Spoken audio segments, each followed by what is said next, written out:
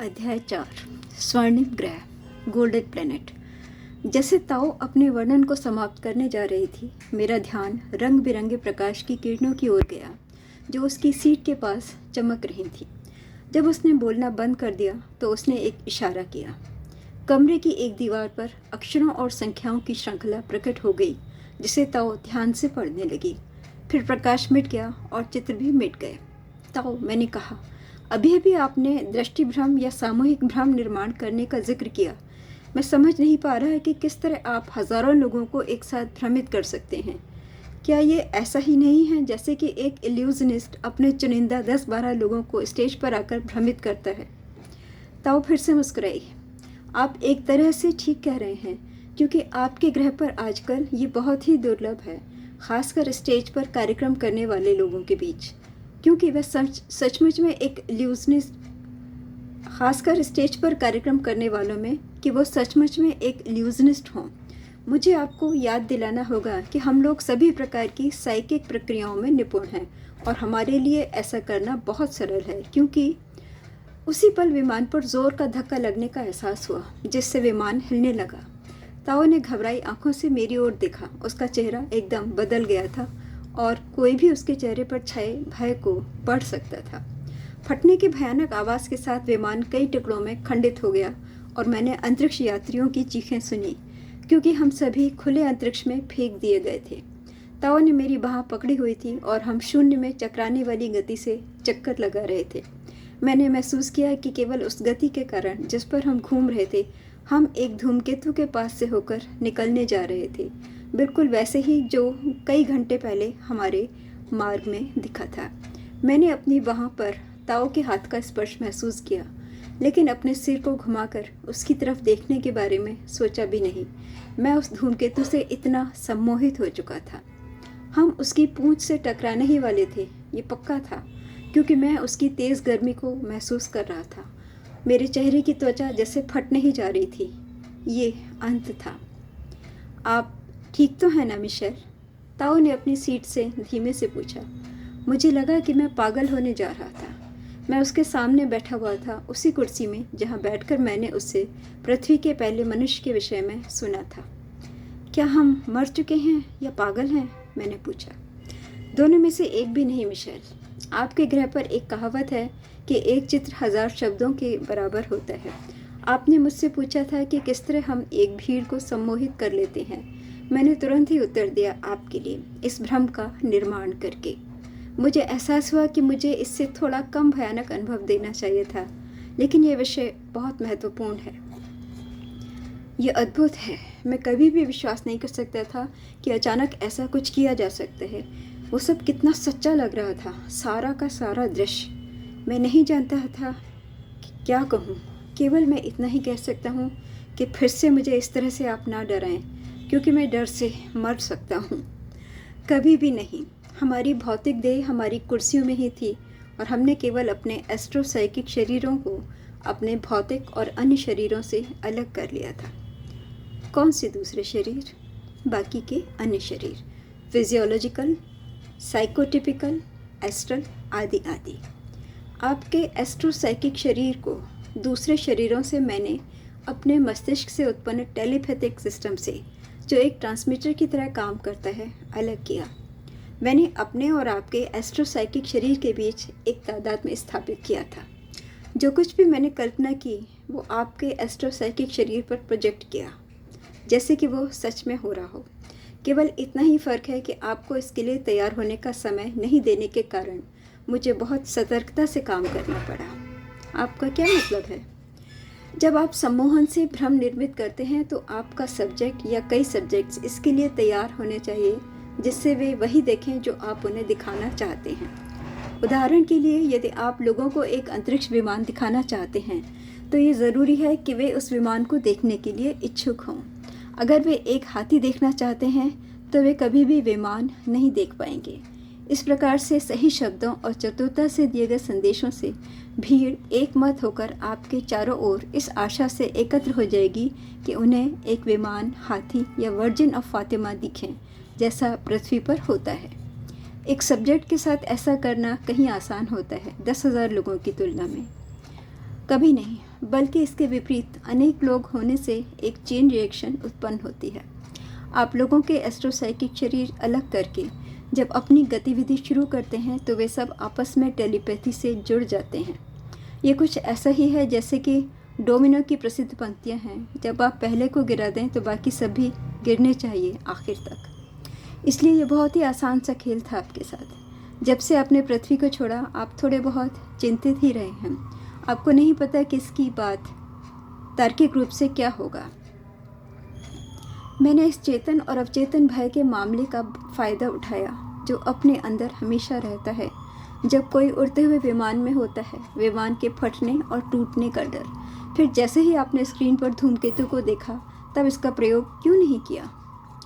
बजाय आपके चेहरे के सामने धूमकेतु को लाने के, मैं ऐसा भी कर सकती थी कि आपको उसकी पूंछ पास से गुजरते हुए बर्फीली लगती। कुल मिलाकर कहूँ तो आप मुझे पागल ही कर देंगे, इतने थोड़े से समय में नहीं। लेकिन वो सब लगभग 5 मिनट के लिए हुआ था ना, 10 सेकंड से अधिक नहीं। जैसे कि कोई स्वप्न हो, या कहूँ तो भयानक स्वप्न हो जो कि कुछ इसी तरह से दिखाई देता है। उदाहरण के लिए आप सो रहे हों और स्वप्न देखने लगें। आप बड़े से मैदान में हैं, एक सफ़ेद शानदार घोड़े के साथ। आप बार बार उसके पास जाते हैं पर वो आपके पास पहुंचते ही भाग जाता है। 5-6 बार कोशिश करने के बाद आप कूदकर उसकी पीठ पर सवार हो जाते हैं और फिर उसे दौड़ाने लगते हैं। आप तेज़ और तेज़ दौड़ते जाते हैं और आपको उसकी रफ्तार से नशा सा होने लगता है। घोड़ा इतना तेज़ दौड़ने लगता है कि अब वो ज़मीन को छू ही नहीं रहा होता। वो हवा में उड़ रहा है और आपके नीचे से नदियाँ, मैदान और जंगल गुजरते जा रहे हैं। ये सचमुच बहुत अद्भुत है। फिर क्षितिज पर एक पहाड़ दिखाई देता है जो आपके नज़दीक आने के साथ साथ बड़ा और बड़ा होता जाता है। आपको बहुत कठिनाई के साथ ऊपर उठना ज़रूरी है। घोड़ा ऊपर और ऊपर उड़ने लगता है। वो ठीक सबसे ऊंचे शिखर पर होता है कि उसका पाँव एक चट्टान से टकरा जाता है। आपका संतुलन बिगड़ जाता है जिससे आप गिर जाते हैं नीचे और नीचे एक ऐसी खाई में जिसका कोई तल ही ना हो। आप फिर आप पाते हैं कि आप अपने बिस्तर में हैं। यकीन है कि आप मुझे कहेंगे कि ये सपना केवल कुछ मिनट का रहा होगा, ये 4 सेकंड का होगा। सपना ऐसे शुरू हुआ जैसे कि आप वीडियो पर कोई फिल्म रिवाइंड करके देख रहे हों। मैं जानती हूँ कि इसे समझना इतना आसान नहीं है, लेकिन इस विशेष स्वप्न में सब कुछ तब शुरू हुआ होगा जब आपने बिस्तर में अपना संतुलन खो दिया होगा। मैं मानता हूँ कि मैं कुछ नहीं समझ सका। मैं बिल्कुल भी हैरान नहीं हूँ मिशेल। पूरी तरह से समझने के लिए इस क्षेत्र में और अधिक अध्ययन की ज़रूरत है और पृथ्वी पर फ़िलहाल ऐसा कोई नहीं है जो आपको इस विषय पर ज्ञान दे सके। सपनों का कोई विशेष महत्व नहीं है फ़िलहाल मिशेल, लेकिन बिना इसे समझे अभी जितना समय आपने हमारे साथ बिताया है, आपने कुछ ख़ास क्षेत्रों में अच्छी खासी प्रगति कर ली है और यही महत्वपूर्ण है।